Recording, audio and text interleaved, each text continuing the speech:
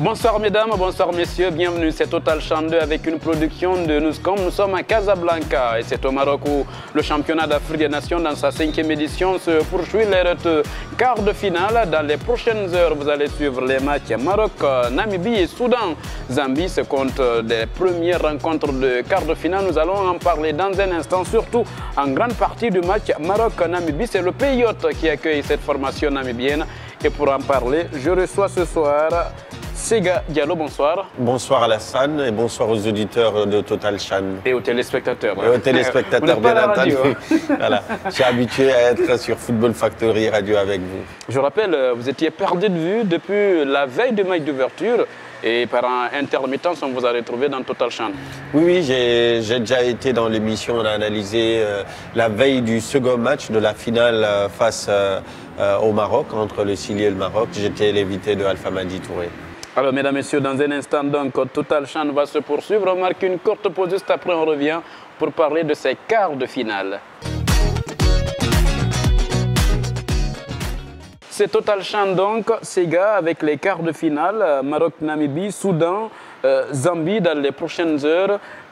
Le Maroc face à une équipe namibienne qui a surpris tout le monde. Oui, c'est une équipe qui, pour ce tournoi, n'était pas attendue parce que c'est une formation qui n'est pas très connue, dont les équipes, les clubs ne font pas de performance sur les compétitions africaines. Donc c'est une véritable surprise, surtout face à une équipe comme la Côte d'Ivoire. Lors du premier match, ils ont surpris et ils ont réitéré ce même exploit pour arriver jusque-là avec 0 défaite. Donc c'est une équipe qu'il faut prendre au sérieux. Une équipe qu'il faut prendre au sérieux, mesdames, messieurs. Donc Maroc-Namibie, c'est dans les prochaines heures au stade Mohamed V de Casablanca. L'équipe de la Namibie n'a pas de pression. Elle préfère jouer son football devant cette formation du Maroc. C'est ce qu'on peut retenir de la conférence de presse. On fait le point avec Richard Na. En conférence de presse d'avant-match Maroc-Namibie, on a vu un coach namibien qui était tellement décontracté et qui dit ne pas avoir la pression et que la pression est plutôt du côté du Maroc. We will do both. We will do both. There will be a time where we need to defend when Morocco has the ball, and we will do it to the best of our abilities. And there's a time when we have to put pressure on Morocco. Because you must remember, this is not a group stage match. We don't have another match after this match that we can plan accordingly. So I think Morocco would also want to do the same. We will make it as difficult as possible for them when they have the ball. And I think they want to make it as difficult as possible when we have the ball. So it will be a combination of both. And it will be interesting to see who will come on top with that approach. Because it's a knockout game. En réponse au coach namibien, le coach marocain, quant à lui, dit être prêt à affronter cette équipe namibienne. Pendant la préparation, on a gagné notre match de préparation contre le Cameroun. Après, on a enchaîné contre la Mauritanie, contre la Guinée et même contre le Soudan, on a dominé le match. Ça veut dire qu'on a des atouts pour être des champions, Inch'Allah. On a confiance en notre équipe. C'est vrai, on respecte beaucoup les adversaires parce que c'est le football. Mais on est prêt. La Namibie est une bonne équipe. C'est une équipe qui se qualifiée au quart parce qu'il l'a mérité. Il a éliminé la Côte d'Ivoire, il a éliminé l'Ouganda. Il a tenu tête haute à la Zambie. Ça veut dire que ce n'est pas une équipe facile. Mais on est prêt. Si on doit aller gagner le titre, on doit être capable de gagner tous nos matchs. Et j'espère qu'on le fera demain, Inch'Allah. Au vu de cette conférence de presse, ce match Maroc-Namibie promet d'être de bonne facture. Donc, pas de pression pour l'entraîneur de la Namibie, le Marocain, il est là à domicile, il va gérer cette pression et jouer tranquille. Oui, c'est ce qu'il faut, c'est tout donner, savoir qu'en face, il y a une obligation de résultat parce qu'on organise le tournoi, on joue à domicile devant 40 000 spectateurs, donc à un moment donné, si on arrive à fermer l'espace, à jouer ensemble, on peut poser des problèmes sur une équipe qui joue à domicile. Donc l'entraîneur joue de ces ressorts-là, il essaye de mettre la pression encore plus sur l'équipe marocaine qui va devoir sortir le grand jeu puisqu'on sait que les Namibiens, de toute façon, n'ont rien à perdre. Une équipe de la Namibie, donc il faudra se méfier de cette formation. Franck Simon, nous l'avons interrogé, c'est un des spécialistes du football africain. Il y a plus de 20 ans, il couvre le foot africain, nous l'avons rencontré. Il nous donne ici son analyse par rapport à ces deux rencontres, Maroc-Namibie et Zambie-Soudan. Ce sont les premières rencontres des quarts de finale. A priori, on a l'impression que les débats sont effectivement déséquilibrés entre une équipe marocaine qui a tout remporté, qui a fait 2 victoires à nul, mais qui a survolé les débats dans son groupe, et puis de l'autre côté, cette Namibie. Sauf que la Namibie, eh bien, c'est une équipe qui a mis beaucoup de rythme, qui a su piquer ses adversaires. On l'a vu contre notamment la Côte d'Ivoire. C'est une équipe que j'ai trouvée très intéressante aussi contre la Zambie. C'était un peu un sommet sous-régional. C'est une équipe dont il faut vraiment se méfier, qui a d'autres qualités, qui est plus en fait, on va dire, une unité, un groupe que le Maroc, où on retiendra plus d'individualité. Donc, effectivement, on se dit, allez, à 80-70%, le Maroc est grand favori. Il n'empêche, il faudra se méfier, parce que j'ai trouvé des joueurs très intéressants, et notamment sur les coups de pied arrêtés. C'est une équipe qui est très efficace sur les coups de pied arrêtés. Donc, méfiance. Encore une fois, il ne faut pas croire que, faut pas vendre la peau de l'ours, comme on dit en français. Moi, je pense vraiment que ça va être beaucoup plus disputé qu'il n'y paraît, et je l'espère pour l'ambiance et puis pour la qualité du tournoi et du jeu, quoi. On peut se dire que la Zambie, avec aussi quelques indemnités, peut faire la différence, mais le Soudan a été très solide défensivement.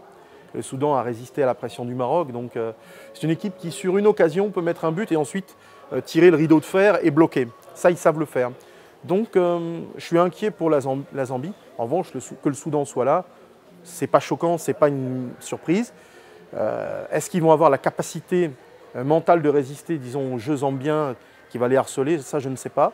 Moi, vraiment, pour ces 2 matchs, en fait, ces 2 premiers quarts de finale, je pense que ça sera très serré. Je ne crois pas qu'il y aura plus d'1 but d'écart sur ces 2 affiches.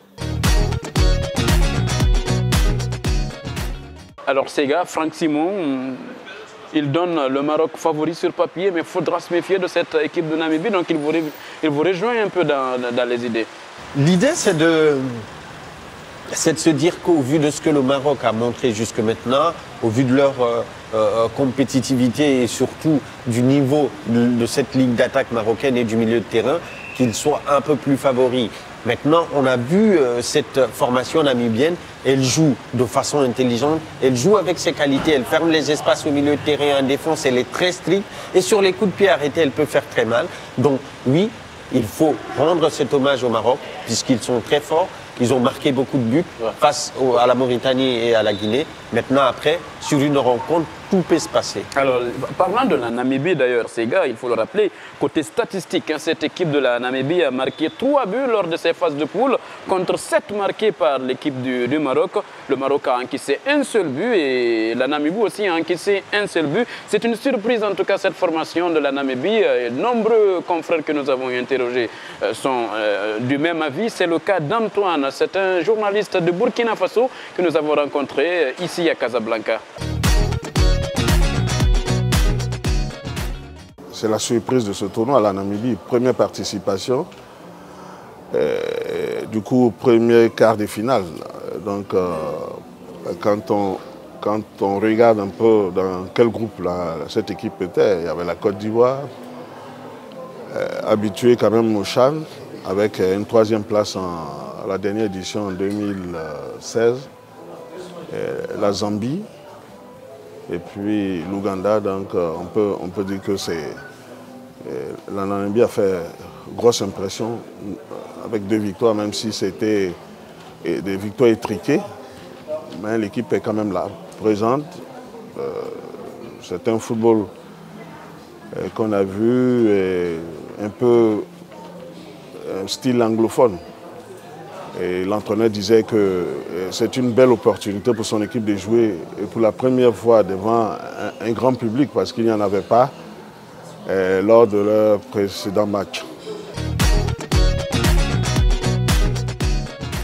Après Franck Simon, c'est Antoine Batiano du Burkina Faso qui parle de surprise de la Namibie. Donc, c'est une rencontre à ne pas rater. On imagine que c'est un match aussi qui va se jouer à guichet fermé.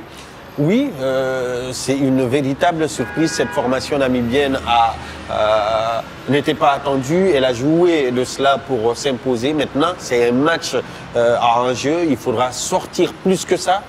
C'est vrai qu'elle peut encore surprendre. Elle peut poser problème à cette équipe marocaine. C'est aussi la difficulté qu'elle a parce qu'elle est obligée de sortir cette fois-ci, de jouer, de montrer qu'elle a des qualités. Et sur ces qualités-là, on attend un peu plus, on attend de voir. On espère en tout cas que cette équipe ne se laissera pas faire, qu'elle ne sera pas aussi facile que l'équipe de la Mauritanie ou l'équipe de la Guinée. L'équipe de Guinée donc, qui est déjà rentrée à la maison, mesdames et messieurs, je vous rappelle, donc, dans les prochaines heures, c'est Maroc, Namibie et Zambie-Soudan. On reste sur ce match. Maroc-Namibie, on vous le disait dès le début de cette émission, en grande partie, ça sera sur ce match, avec Alpha Madi Touré qui a suivi les séances d'entraînement de ces deux équipes à la veille donc, de la rencontre. Voici ce qu'on peut retenir avec Alpha Madi Touré. Dans un instant, le premier quart de finale va opposer la sélection marocaine qui accueille donc cette compétition à la Namibie. Nous avons donc suivi Ndire Diallo, les deux séances d'entraînement de ces deux équipes qui doivent s'affronter dans un instant dans ce stade Mohamed V de Casablanca. L'entraînement namibien, donc vous le voyez à l'instant avec la mise en place et cet entraîneur donc namibien tout joyeux qui croit beaucoup à la victoire des siens. Vous l'avez suivi en conférence de presse avec nos représentants qui étaient de ce côté. Côté marocain, nous avons justement interrogé Naïef Aguerd, défenseur central de cette formation qui a joué tous les matchs de la phase de groupe. C'est pas une pression, pour nous c'est un avantage de jouer devant notre public et devant le peuple marocain. C'est un honneur de jouer ici à Casablanca. On va rentrer sans pression, on va jouer ce match comme les autres matchs. On a 90 minutes pour connaître l'adversaire et voilà, j'espère que les supporters vont nous soutenir. J'espère gagner et mettre notre place en demi-finale. Naïf, tu as été le seul joueur qui a été titularisé pendant les 3 matchs. Est-ce que c'est une pression supplémentaire sur toi? Non, écoute, c'est un honneur toujours de porter ce maillot. Je pense que c'est une fierté aussi d'être le seul joueur qui a disputé les trois premiers matchs. On est un effectif de 23 joueurs, tout le monde mérite de jouer. Voilà, je suis très heureux. Naïef Aguerd, donc défenseur de cette formation marocaine qui n'a pas peur de la pression qui peut se ressentir sur la formation marocaine et qui prétend bien sûr profiter de la présence massive des Marocains. On annonce déjà que ce match se déroulera à guichet fermé, comme pour dire que les Marocains sont bien partis dans cette confrontation pour remporter la rencontre entre Marocains et Namibiens.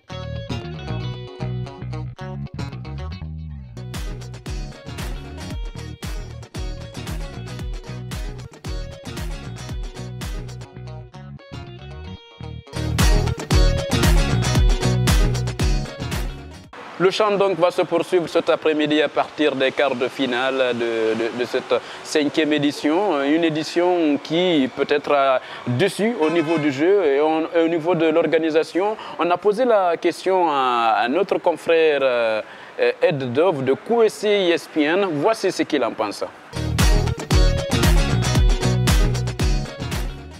Je trouvais, franchement, il y avait certains matchs qui étaient un peu une déception. Il y avait certaines équipes comme peut-être le Cameroun.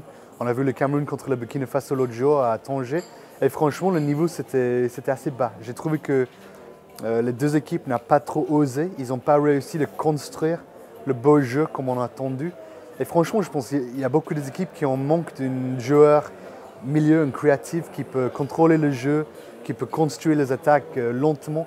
Et ça, c'est un problème, je trouve, dans ce tournoi. Je suis très impressionné. Je trouve que le fait d'avoir les trains gratuits pour les journalistes, par exemple, c'est quelque chose qui fait une grande différence. Et par rapport au Gabon, bien sûr, il avait les distances très différentes.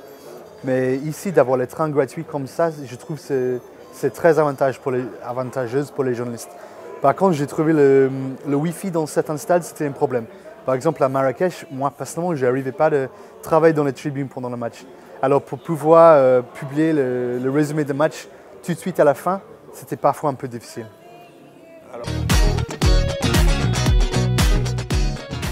Alors Sega, on a suivi ce confrère, il parle d'un niveau de jeu moyen par endroit sur certains matchs. Sur certains matchs, clairement, on s'est endormi, on n'a pas retrouvé l'ambiance de 2016. Voilà, l'ambiance de 2016 du Rwanda. C'est vrai, il y a très peu de participation, mais aussi il y a des équipes qui sont arrivées assez faibles. C'est le cas de la Mauritanie, de la Guinée, mais d'autres pays comme la Côte d'Ivoire ou même le Burkina Faso qui ont montré de très pâles visages. Le Cameroun, ne l'oublions pas, également a été éliminé. Le Cameroun avec Rigobert Bersang, la Côte d'Ivoire, la Guinée qui était attendue. Alors rapidement, un mot sur l'organisation du CHAN. Ce confrère, il le disait, il est satisfait avec la gratuité des trains pour tous les journalistes, le déplacement. Mais surtout, il y a un petit problème avec la connexion. Oui, il l'a signalé. Sur certains stades, il n'a pas pu travailler, mais c'est des problèmes qui peuvent arriver. On sait qu'on a eu à travailler dans d'autres pays, dans des conditions beaucoup plus difficiles. La gratuité des trains est quelque chose de formidable. C'est intéressant pour les journalistes qui viennent couvrir de pouvoir se déplacer gratuitement, mais il en faut un peu plus. Le Maroc a des ambitions sur une Coupe du Monde, donc elle doit être au point à tout point de vue. Et de ce point de vue-là, il faut qu'on continue à travailler sur l'organisation de ce CHAN-là. Mesdames, Messieurs, avant de vous quitter, on rappelle les rencontres de ce soir. Maroc, Namibie et Zambie, Soudan, ce sont les quarts de finale qui vont jouer. Le Maroc va jouer en première heure à 16h30 et à 19h30, la Zambie va affronter donc l'équipe du Soudan. Sega Diallo, merci. Merci Alassane et merci à vos téléspectateurs. On espère vous retrouver très prochainement. Peut-être vous parler d'une finale un jour. Inch'Allah. Alors mesdames et messieurs, ça n'est pratiquement terminé. Ali Alama Bangora et Mamadou Lamaranasso étaient à la caméra et au montage. La réalisation a été assurée par Alpha Madi Touré et Richard Na. Merci de nous avoir suivis. On se retrouve très prochainement avec le sponsoring de GBM.